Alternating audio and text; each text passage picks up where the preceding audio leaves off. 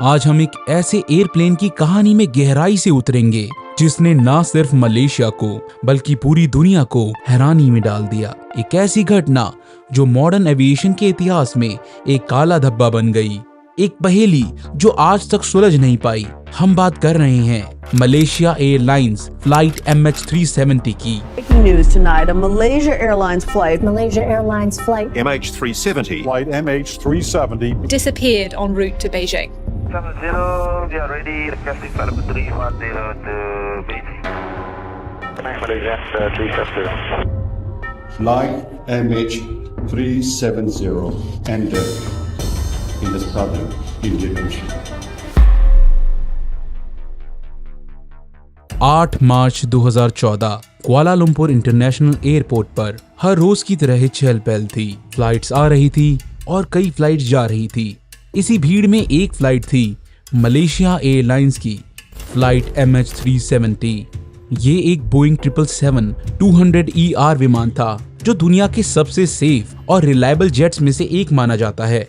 इसका registration number था 9MMRO।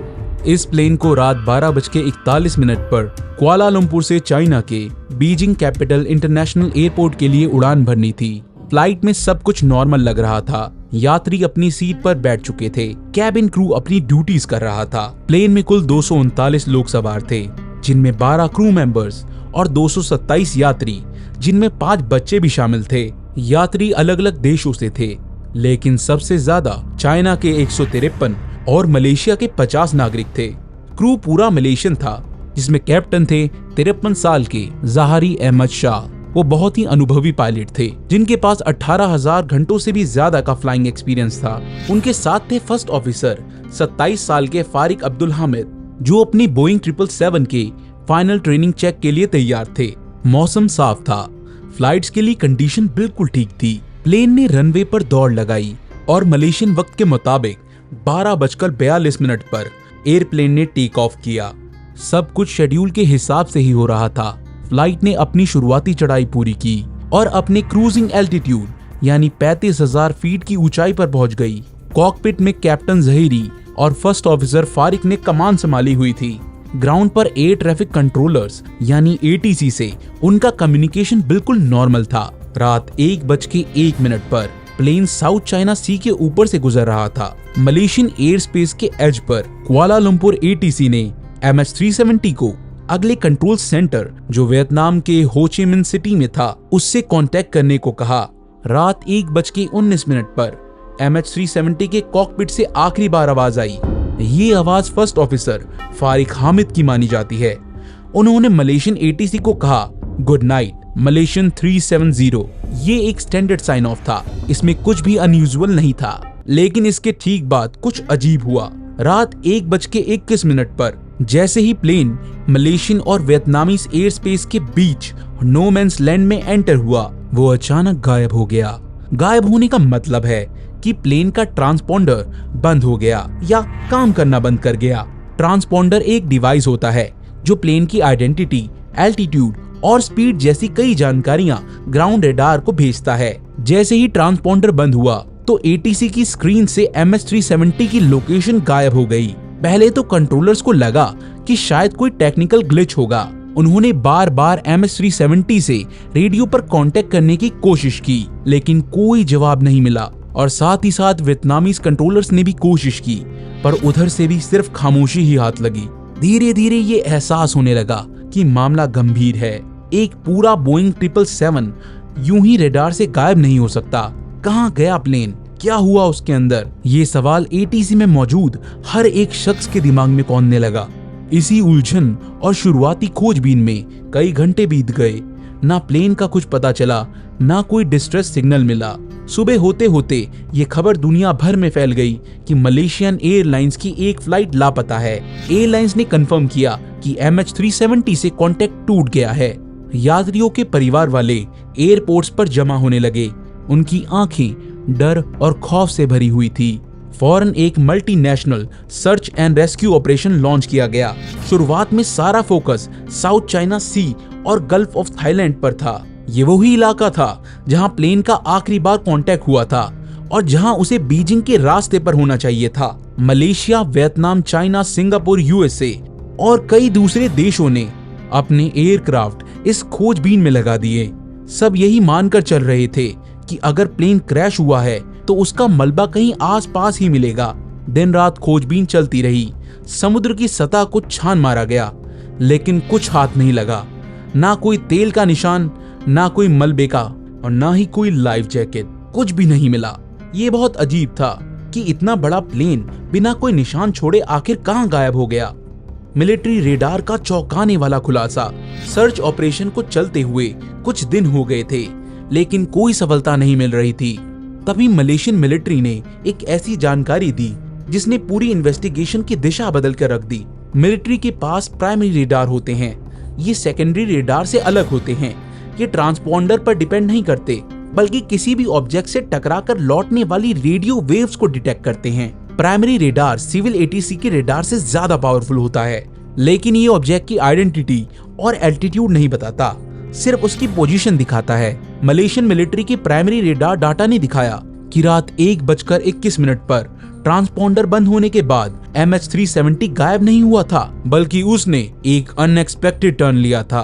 Plane left की तरफ से तेजी से मुड़ा और अपने प्लान किए गए रास्ते से बिल्कुल अलग दिशा में जाने लगा। वो वापस मलेशिया की तरफ आया, मले पेनिनसुला के ऊपर से गुजरा और फिर नॉर्थ वेस्ट की तरफ मुड़कर अंडमान सी की तरफ बढ़ गया। रेडार ने प्लेन को अगले 1 घंटे तक ट्रैक किया, जब तक वो मिलिट्री रेडार की रेंज से बाहर नहीं निकल गया। स्ट्रेट ऑफ मलक्का के नॉर्दर्न एंड के पास लगभग रात 2:22 पर यह खुलासा किसी बॉम्ब की तरह गिरा। इसका मतलब था कि प्लेन क्रैश नहीं हुआ था, कम से कम उस वक्त तक तो नहीं, बल्कि वो कंट्रोल में था और उसे जानबूझकर उसके रास्ते से हटाया गया था। लेकिन किसने और क्यों? क्या ये हाईजैकिंग थी या पायलट ने खुद ऐसा किया? सबसे बड़ी बात, अगर प्लेन क्रैश नहीं हुआ तो इतने घंटों तक वो कहां था और क्या कर रहा था? सैटेलाइट पिंग्स, एक नई उम्मीद, एक नई पहेली। अब सर्च का फोकस साउथ चाइना सी से हटकर स्ट्रेट ऑफ मलक्का और अंडमान सी की तरफ शिफ्ट हो गया। लेकिन ये तो सिर्फ शुरुआत थी। एक और भी ज्यादा कॉम्प्लेक्स पीस ऑफ एविडेंस सामने आने वाला था। ये एविडेंस आया था लंदन स्थित एक ब्रिटिश सैटेलाइट कम्युनिकेशन कंपनी इनमारसेट से। उनकी एक सैटेलाइट जो इंडियन ओशन के ऊपर जियो स्टेशनरी ऑर्बिट में थी, जिसका नाम था इनमारसेट 3F1। उसने MH370 के गायब होने के बाद भी कई घंटों तक प्लेन के सैटेलाइट कम्युनिकेशन सिस्टम से सिग्नल रिसीव किए थे। ये सिग्नल्स ऑटोमेटिक थे, हैंडशेक्स या पिंग्स की तरह, जो सिस्टम को एक्टिव रखने के लिए होते हैं, भले ही रेगुलर कम्युनिकेशन ना हो रहा हो। इनमारसेट के इंजीनियर्स ने इस डाटा को एनालाइज किया। उन्होंने देखा कि आखिरी प्राइमरी रेडार कांटेक्ट के बाद भी प्लेन के सैटेलाइट सिस्टम ने सुबह 8:11 तक हर घंटे एक हैंडशेक सिग्नल भेजा था। इसका मतलब था कि प्लेन कम से कम 7 घंटे और 30 मिनट तक हवा में था, अपने ट्रांसपॉन्डर के बंद होने के बाद भी। ये एक बहुत बड़ी खबर थी। लेकिन ये सिग्नल सिर्फ ये बताते थे कि प्लेन एक्टिव था, लेकिन हमें इस बारे में कोई जानकारी नहीं देते थे कि ये प्लेन कहां था। हालांकि इंजीनियर्स ने एक बहुत ही कॉम्प्लेक्स कैलकुलेशन टेक्निक, जिसे बस टाइमिंग ऑफसेट एंड बस फ्रीक्वेंसी ऑफसेट एनालिसिस कहते हैं, इसका इस्तेमाल करके ये पता लगाने की कोशिश की कि प्लेन सैटेलाइट के रिलेटिव किस दिशा में हो सकता है।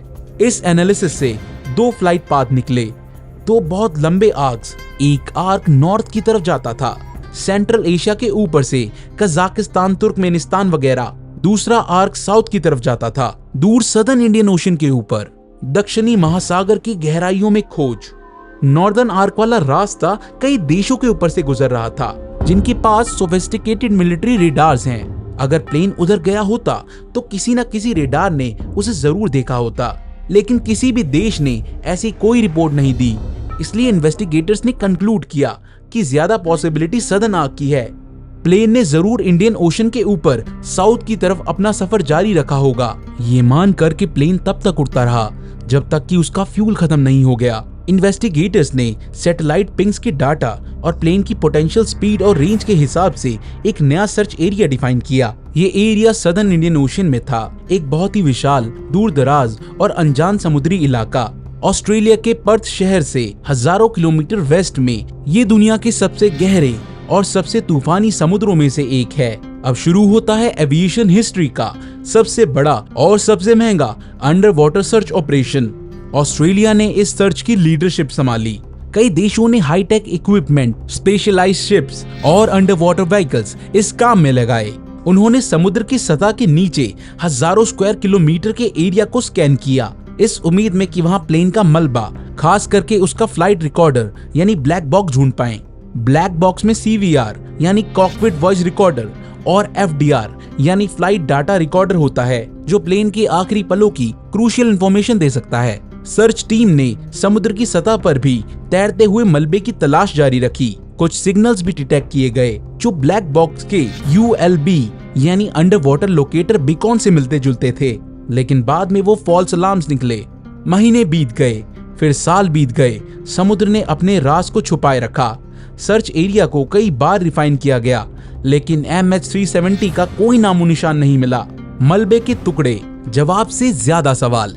जुलाई 2015 में प्लेन के गायब होने के लगभग 16 महीने बाद एक अहम ब्रेक थ्रू हुआ। इंडियन ओशन में अफ्रीका के कोस्ट के पास एक फ्रेंच आइलैंड है जिसका नाम है रीयूनियन आइलैंड। वहाँ बीच पर समुद्र की लहरों के साथ बहता हुआ एक प्लेन का हिस्सा मिला। ये एक फ्लैप्रॉन था, प्लेन के विंग का एक मूविंग पार्ट। एक्सपर्ट्स ने इसकी जांच की और ये कंफर्म किया कि ये MH370 के बोइंग 777 का हिस्सा था। ये पहला सॉलिड फिजिकल एविडेंस था कि प्लेन क्रैश होकर समुद्र में ही गिरा था। रीयूनियन आइलैंड उस southern Indian ocean search area से हजारों किलोमीटर दूर था, लेकिन ओशन करंट्स मलबे को इतनी दूर बहाकर ले जा सकती हैं। इसके बाद अगले कुछ सालों में Mozambique, south Africa, Mauritius, Madagascar और तंजानिया की कोस्ट पर भी कुछ और सस्पेक्टेड डिब्री के टुकड़े मिले, जिनमें से कुछ को ऑलमोस्ट सर्टेनली या हाईली लाइकली MH370 का हिस्सा माना गया। लेकिन ये टुकड़े जवाब से ज्यादा सवाल खड़े कर गए।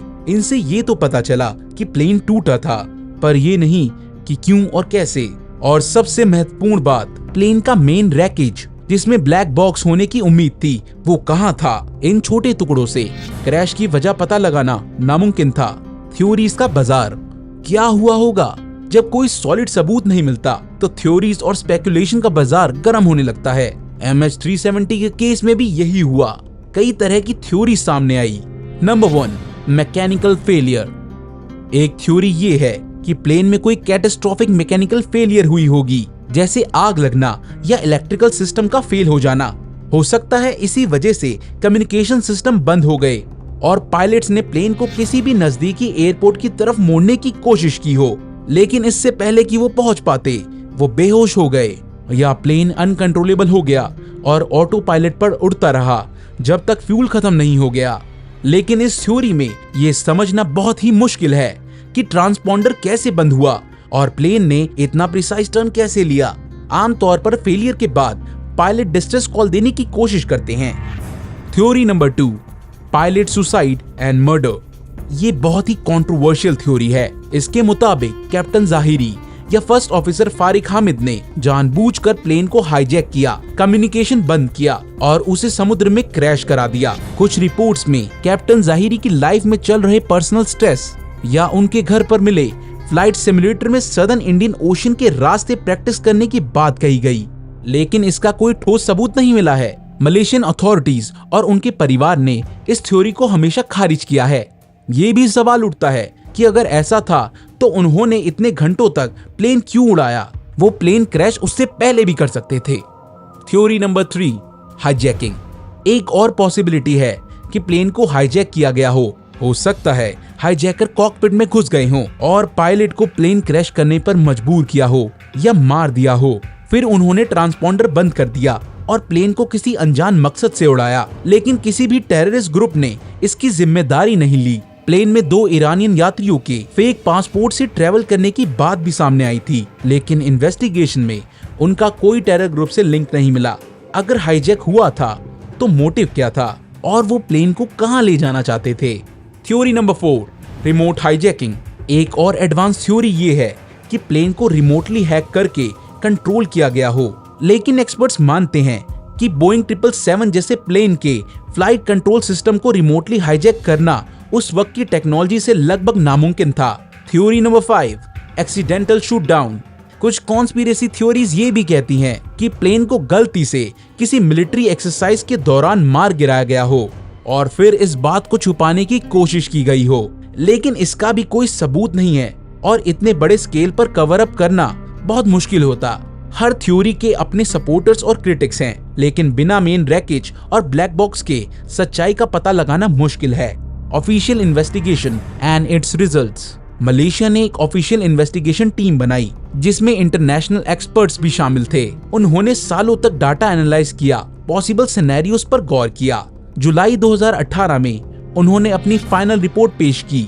रिपोर्ट ने प्लेन के अचानक मुड़ने और कम्युनिकेशन बंद होने को कंफर्म किया और कहा कि ये एक्शंस मैनुअल इनपुट्स के कारण हुए लगते हैं, ना कि ऑटो पायलट के, यानी किसी ने जानबूझ के ये सब किया था। लेकिन रिपोर्ट ये निर्धारित नहीं कर पाई ऐसा किसने किया और क्यों। उन्होंने कहा कि वो किसी भी पॉसिबिलिटी को रूल आउट नहीं कर सकते, लेकिन उनके पास कोई कंक्लूसिव एविडेंस नहीं है। रिपोर्ट ने एटीसी की शुरुआती रिस्पांस में कुछ खामियां भी हाईलाइट की। कुल मिलाकर रिपोर्ट ने मिस्ट्री को सॉल्व नहीं किया, बल्कि उसे और गहरा कर दिया। End of the search and its future. Official under water search operation को जनवरी 2017 में सस्पेंड कर दिया। ये फैसला बहुत कंट्रोवर्शियल और हार्ट ब्रेकिंग था, खास तौर पर यात्रियों के परिवार वालों के लिए जो अब भी जवाब चाहते थे। 2018 में एक private American company Ocean Infinity ने मलेशियन गवर्नमेंट के साथ no find no fee basis पर एक नई सर्च शुरू की। उन्होंने state of the art technology का इस्तेमाल करके कुछ महीनों तक एक रिफाइंड एरिया में सर्च किया, लेकिन उन्हें कुछ भी नहीं मिला। आज तक MH370 का मेन रैकेज नहीं मिल पाया। समय के साथ न्यू टेक्नोलॉजीज और डाटा एनालिसिस टेक्निक्स आ रही हैं। कुछ इंडिपेंडेंट एक्सपर्ट्स भी सैटेलाइट डाटा और डिब्री ड्रिफ्ट पैटर्न का अध्ययन कर रहे हैं, सिर्फ एक उम्मीद में कि वो सर्च एरिया को और बेहतर तरीके से पिन पॉइंट कर सकें। कुछ लोग मानते हैं अगर टेक्नोलॉजी और फंडिंग मिले तो शायद एक दिन प्लेन मिल जाए। एक अधूरी कहानी, एक जिंदा दर्द। मलेशियन एयरलाइन की फ्लाइट MH370 की कहानी एक अधूरी कहानी है। ये मॉडर्न टेक्नोलॉजी की सीमाओं को दिखाती है और ये भी कि कैसे एक इतना बड़ा ऑब्जेक्ट हमारी हाईटेक दुनिया में बिना कोई सुराग छोड़े गायब हो सकता है। लेकिन सबसे बढ़कर ये उन लोगों की कहानी है जो उस प्लेन में सफर कर रहे थे, और साथ ही साथ ये कहानी है उनके परिवार वालों की और उनके दोस्तों की जो आज भी उनके बिना जी रहे हैं, बिना ये जाने कि उनके अपनों के साथ आखिर हुआ क्या था। उनका दर्द, उनकी अनिश्चितता और उनके जवाब की तलाश आज भी जिंदा है। जब तक MH370 की पहेली सुलझ नहीं जाती, ये हमें एविएशन सेफ्टी, ट्रैकिंग टेक्नोलॉजी और इंसानी त्रासदी के बारे में सोचने पर मजबूर करती रहेगी। दोस्तों, हमारी ये डॉक्यूमेंट्री कैसी लगी आपको? हमें कमेंट्स में जरूर बताएं। साथ ही साथ हमारी वीडियो को लाइक और शेयर करना ना भूलें, और हाँ, प्लीज हमारे चैनल को सब्सक्राइब करके बेल आइकन का बटन जरूर दबाएं। I'll see you in the next one.